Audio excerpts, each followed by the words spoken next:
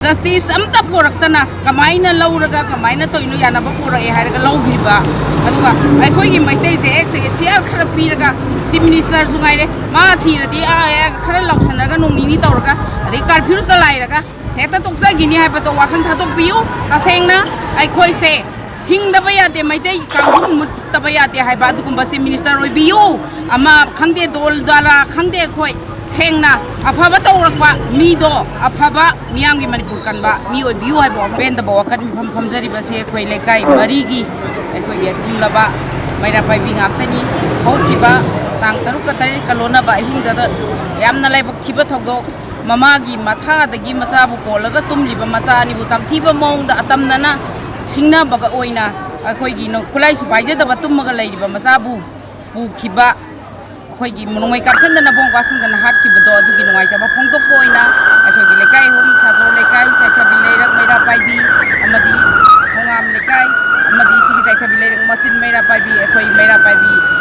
group मरी सि पुनसिनजरगा अखोइ ngasi पेंदबो अखन फमसे ngasi सरकार दा अखोइ यौननबगी दंग फमजाबनी कैगिनो हाइकांदा ngasi मक ओइरिबा अखोइगी मणिपुर की लॉ एंड ऑर्डर से अदुगी मति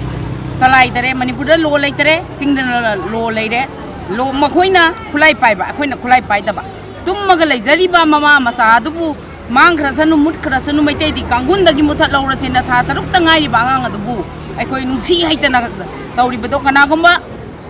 खरना तौबरा हाइबसे अखोइ चिंगनाबा पोकलेएबा कैगिनो दे अखोइ खुलाई पाइबा नतेबा अदुगी मायोक्ता अमुक अखोइगी पेंद्रबा प्रजा मयामसिना पिग्लिबा आंगांग अदुबु अखोइ हाटखिबदुगी नोंगानबगा उरिबगा अखोइगी कैमरादा करी फेसबुक दा उरिबा मयामदा उबदा पेलक्तबदगी माइगैदगी हौरगिबा नाहारोल खुदिंगमकना अखोइ मैतै सिदा इमतिक तपकिना तौबसे यारोइ हाइबगी दमक्ता खुलाइसु पाइजदना अखोइबु ngang हाइना लैरिबा सेंटरदगी थारकबा फोर्स मयामदो अदुनाने खुलाई पाइदबा मणिपुरगी नहा कया अमदा अतमनना अखोइबु ngausona लाइबा मखोइनाने मसिंग खंगबन नुमै कया कापगा मियोइ कया अमा पुसी मांखरे ngasi अखोइ सरकार सिना ताबिदना लैरिबसे मसी तादबा यारोइ हाइदुना अखोइ मसेल अमा तोइना पुनसिनमिगी तंजा अदु अखोइ लाक्ले मरम मदुना अखोइगी ngasiगी मणिपुर सिदा पानबिरिबा सरकारनसु फमदो नतबा चौकीदो नतबा को अखोइगी मणिपुर कंदबा यादे हाइबा वाखलोल अदो थमोइदे सेना थागोना बियु अदुगा अखोइगी लाइबक थिबा थौदोक हाइगद्रा अखोइगी मोरेदगी रिलीफ कैम्प दा अकामपाता लैबा आंगांग अदुगी अखोइगी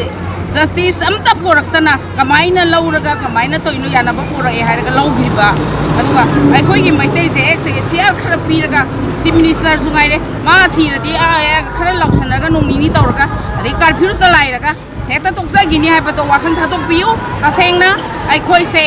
हिंगदबा यादे मैतै कांगुन मुत्तबा यादे हायबा अदुगुंबा चीफ मिनिस्टर ओइबियु अमा खंगदे दोल दाला खंगदे अखोइ सेंगना अफबा तौरक्पा मीदो अफबा मियामगी मणिपुर कनबा मी ओइबियु हायबो